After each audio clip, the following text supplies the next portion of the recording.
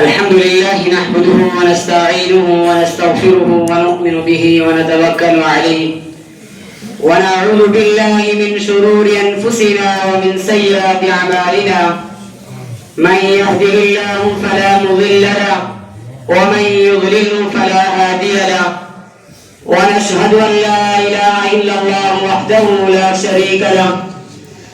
شريك له ولا نذير له ولا وزير له ولا مشير له ولا معين له وصل على سيد الرسل وخاتم النبيين المبعوث إلى كافة للناس بشيرا ونذيرا وداعيا إلى الله بإذنه وسراجا منيرا صدق الله العظيم وصدق رسوله النبي الكريم ونحن على ذلك لمن الشاهدين والشاكرين والحمد لله رب العالمين.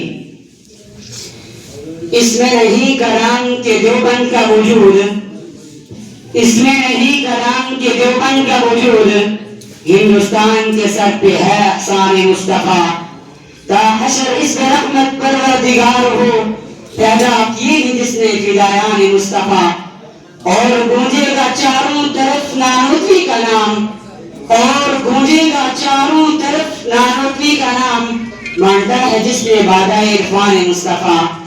میرے واجب الاحترام قابل صد احترام حضرات علماء کرام اور حضرات اساتذہ کرام اور دارالعلوم فاروقیہ کے چمکتے دمکتے چاند ستاروں، مجھے آج یہ کہا گیا ہے کہ آپ حضرات کے سامنے علماء دیوبند کی تاریخ پیش کروں. علماء دیوبند کی تاریخ کیا ہے؟ یہ ایک عجیب موضوع ہے اور میں چاہتا ہوں کہ اسی موضوع پر آپ حضرات کے سامنے چند منٹ کے لیے کچھ معلومات فراہم کی جائے. میرے دوستو، بر صغیر ہند و پاک میں جتنا کام علماء دیوبند نے کیا ہے، اتنا کام نہ کسی نے پہلے کیا اور نہ کوئی بعد میں کر سکے گا. انشاءاللہ اس میں کوئی شک و شبہ نہیں کہ ہندوستان میں جب سے انگریز آیا، دو طبقے ہندوستان میں برسرے پیکار رہے. ایک طبقہ وہ تھا جس نے انگریز کے سامنے اپنی گردنیں جھکائی، انگریز سے معافیاں مانگی، انگریز سے جاگیریں حاصل کی، انگریز سے دولتیں حاصل کی، انگریز کے پاؤں پکڑے، جب تک زندگی بسر کی تو انگریز کی غلامی میں کی، اور جب موت آئی تو انگریز کی غلامی میں آئی. ایک طبقہ تو وہ تھا، اور دوسرا طبقہ وہ تھا جو شاہ ولی اللہ کے نام کا وارث تھا. نہیں، ان کے ساتھ ایک اور طبقہ بھی تھا، بتاتا چلوں میں تمہیں، جس نے ٹیپو سلطان جیسے انسان سے غداری کی، جس نے نواب سراج الدولہ سے غداری کی، اور جس نے بالا کوٹ کی پہاڑیوں پر شاہ اسماعیل شہید سے غداری کر کے اس نواسے رسول کو، اس شاہ اسماعیل شہید کو، اس خانوادہ رسول کو، اس پیغمبر کے خاندان سے تعلق رکھنے والے اس مجاہد اسلام کو بالا کوٹ کی پہاڑیوں پر شہید کر دیا. اور دوسری طرف ایک وہ طبقہ تھا جو شاہ ولی اللہ کے نام کا وارث تھا، جو شاہ عبدالعزیز محدث دہلوی کے فتنوں کا علم بردار تھا، جس کے فتنوں نے بر صغیر میں مالٹا اور کالا پانی اور سکندریہ کے ساحل پر جہلوں کو آباد کر کر پھانسیوں کے تختوں پر چڑھ کر ساری زندگی انگریز سے ٹکر گئے. وہ بچوں کو یتیم تو کر گئے، وہ بیویوں کو بیوہ تو کر گئے، لیکن انگریز کے سامنے گردنیں نہیں جھکائی. وہ طبقہ علماء دیوبند کا طبقہ تھا. آج کل بعض لوگ کہتے ہیں کہ علماء دیوبند کا مدرسہ تو کافی عرصے بعد بنا. اس کا مطلب یہ ہوا کہ دیوبند کا مدرسہ جب سے قائم ہوا، کیا اس وقت سے دیوبندی بنے؟ کیا اس سے پہلے دیوبندیوں کا نام و نشان نہیں تھا؟ بعض مولوی اپنی غلیظ زبان سے ایسے الفاظ نکالتے ہیں، لیکن میں جواب دینا چاہتا ہوں، نہیں میرے پیاروں، جب سے دارالعلوم دیوبند کا مدرسہ بنا تو مدرسہ بنانے سے پہلے میرے مرید مولانا قاسم نانوتوی رحمۃ اللہ علیہ عالم دین تھے. وہ دین کے فاضل تھے، وہ اسلام کے علم بردار تھے، وہ دین کے مجاہد تھے. ان کے سینے میں دین کا جذبہ تھا. دارالعلوم دیوبند کا مدرسہ بنایا، لیکن مدرسہ بنانے سے پہلے وہ عالم تھے. انہوں نے دین حاصل کیا تھا، علم حاصل کیا تھا. ٹھیک ہے، آپ کی بات اپنی جگہ درست ہے کہ علماء دیوبند جو ہیں دیوبند کے مدرسے سے پڑھے ہیں، لیکن یہ علم جو دیوبند کے مدرسے سے پھیلا، یہ سرزمین دیوبند سے پھیلا نہیں، صرف دارالعلوم دیوبند کی سرزمین سے نہیں، بلکہ مجھے یہ بھی کہنے دو یہ علم مولانا قاسم نانوتوی رحمۃ اللہ علیہ کے سینے سے پھوٹا۔ پھر ایک لوگ اور طبقہ کھڑا ہو جاتا ہے جن کو گھر والے پہچانتے نہیں، وہ بھی جا کر بیٹھ کہتے ہیں کہ علماء دیوبند تو گستاخ رسول ہیں، نعوذ باللہ من ذالک۔ آؤ بتاتا ہوں میں تمہیں کون ہے گستاخ۔ سنو، اگر ہم گستاخ ہوتے تو ہمارا طبقہ مولانا قاسم نانوتوی رحمۃ اللہ علیہ سے لے کر محمد رسول اللہ تک نہیں پہنچتا۔ سننا چاہتے ہو کون ہے وہ؟ مولانا قاسم نانوتوی رحمۃ اللہ علیہ نے یہ علم لیا شاہ اسحاق سے، شاہ اسحاق نے شاہ عبد الغنی سے، شاہ عبد الغنی نے شاہ عبد العزیز سے، شاہ عبد العزیز نے شاہ ولی اللہ سے، شاہ ولی اللہ نے شیخ ابو طاہر مدنی سے، شیخ ابو طاہر مدنی نے محمد بن احمد سے، محمد بن احمد نے حافظ حسام الدین سے، حافظ حسام الدین نے شیخ ربیع بن سبیع سے، اور شیخ ربیع بن سبیع نے دو واسطوں سے لیا ہے، امام علی ترمذی سے، امام بخاری سے۔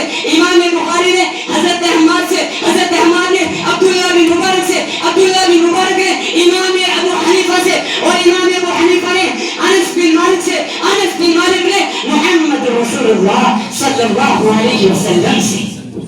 کہاں پہنچا طبقہ؟ گستاخ تم ہو، ہم نہیں۔ ایک لفظ بھی میرے قابلین کے خلاف بولا تمہاری زبانیں کھینچ لاؤں گا، نہیں برداشت ہوگی۔ جتنا بکواس کرنا تھا تم نے کر چکے، میں چکنا چیلنج کرتا ہوں، علماء دیوبند کے بارے میں ایک لفظ بھی گستاخی کے بارے میں نہیں سننا چاہتا۔ جب تک میرے سینے میں دم ہے نہیں سننا چاہتا۔ ہاں جب مٹی بن گیا تو بتاؤ اس نہیں اور بھی ہے مرد مجاہد، کوئی نہیں سننا چاہتا۔ تمہاری اس بڑی زبان سے اس طرح کے الفاظ لکھتے ہیں، سنو یہی تک نہیں، آگے بھی نہیں چلتا ہوں، تمہیں تمہارا ساتھ چاہیے، توجہ چاہیے۔ علماء دیوبند کا علمی شجرہ تو یہاں تک پہنچ گیا، اب یہ کہیں گے ٹھیک ہے تم نے علم یہاں سے لے لیا، مولانا قاسم نانوتوی سے لے کر محمد رسول اللہ تک تمہارا علم کا شجرہ پہنچ گیا۔ نہیں میرے پیارو، ولایت بھی ہمارے پاس ہے، گرمیاں بھی ہمارے پاس ہے، پیریا بھی ہمارے پاس ہے، سہروردی بھی ہمارے پاس ہے، چشتی بھی ہمارے پاس ہے، قادری بھی ہمارے پاس ہے۔ دنیا کے اندر علماء دیوبند کو برا کہنے والوں، آؤ چیلنج کرتا ہوں میں تمہیں، آؤ اگر علماء دیوبند کے علم پر آؤ، مرکز پر آؤ، اگر علم ملتا ہے، اگر تفکر ملتا ہے، اگر حدیث ملتی ہے، اگر قرآن ملتا ہے، اگر تقویٰ ملتا ہے، اگر طہارت ملتا ہے، تو اسی دیوبند کی مسند پر پیغمبر کی طریقت بھی ملتی ہے، نبی کی ولایت بھی ملتی ہے، نبی کی طہارت بھی ملتی ہے، نبی کی بزرگی بھی ملتی ہے۔ اور کیا سنو گے؟ بتاؤ کیا سنو گے؟ کیوں ملتی ہے؟ یہ بھی بتاؤں گا کیوں ملتی ہے۔ میں ثبوت کے ساتھ بات کرتا ہوں، تمہاری طرح تم کہتے ہو ہم نبی سے عشق کرتے ہیں، بتاؤ نا کیسے عشق کرتے ہیں؟ ہاں تمہارا ہے میرے پاس ثبوت، ڈھول بجا کے کرتے ہو نبی سے عشق، گانا بجا کے نبی سے عشق کرتے ہو۔ نہیں، جو علماء دیوبند کا طبقہ وہ ہے جو اللہ کے نبی کی سنت پر چل کر اللہ کے نبی کے ساتھ عشق کرتا ہے، قرآن کر کے اس کے ساتھ عشق کرتا ہے، اور نبی کی سنتوں کو مضبوطی کے ساتھ پکڑ کر ان کے ساتھ علم، ان کے ساتھ محبت کرتا ہے۔ تمہاری طرح ڈھول بجا کر نہیں کرنا چاہتا۔ وقت بڑا مختصر ہے لیکن آگے بھی چلتا ہوں، نہیں ایک دو بات اور کہہ دیتا ہوں، ان کے ثبوت کے لیے کہہ دیتا ہوں۔ کیوں کہ ہمارا علمی شجرہ کہاں تک ملا؟ اس لیے کہ مولانا قاسم نانوتوی رحمۃ اللہ علیہ مرید حاجی امداد اللہ مہاجر مکی کے، اور حاجی امداد اللہ مہاجر مکی نے ولایت کا سبق پایا تھا میاں جی نور محمد سے۔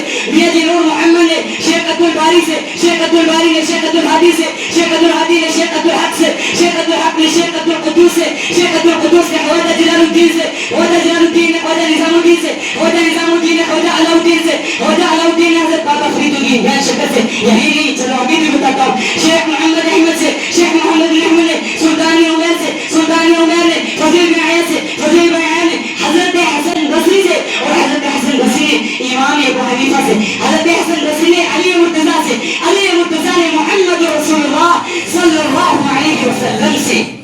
کہاں تک پہنچا علم شجرہ؟ نبی تک پہنچا نہیں پہنچا؟ بولو کہاں تک پہنچا؟ نبی تک پہنچا نا؟ بتاؤ مجھے ثبوت اپنا۔ ہم یہ گستاخ، یہ ہے گستاخ، کہنے والے گستاخ تم ہو، ہم نہیں ہیں۔ نعوذ باللہ، کبھی نہیں ہو سکتا ہم نبی کی شان میں گستاخیاں کریں۔ ہمارے اندر، ہمارے دلوں کے اندر نبی کے ساتھ محبت کا جذبہ ہے۔ اللہ تعالیٰ ہم سب کو علم دیوبند، دارالعلوم دیوبند کے ساتھ جڑنے کی توفیق عطا فرمائے، اور اکابرین علماء دیوبند کے نقش قدم پر چلنے کی توفیق عطا فرمائے۔ اور انہی لفظوں کے ساتھ میں اپنے تقریر کو ختم کرنا چاہتا ہوں، وقت کی بہت قلت ہے ورنہ آگے بھی نہیں چلتا میں تمہیں بتاتا یہ تعریف کہاں تک ہے، انگریز کے بارے میں تو نے بتایا ہی نہیں تھا، لیکن وقت بہت قلت ہے اجازت نہیں دیتا، اور بھی بہت سارا پروگرام باقی ہے، وما علینا الا البلاغ المبین۔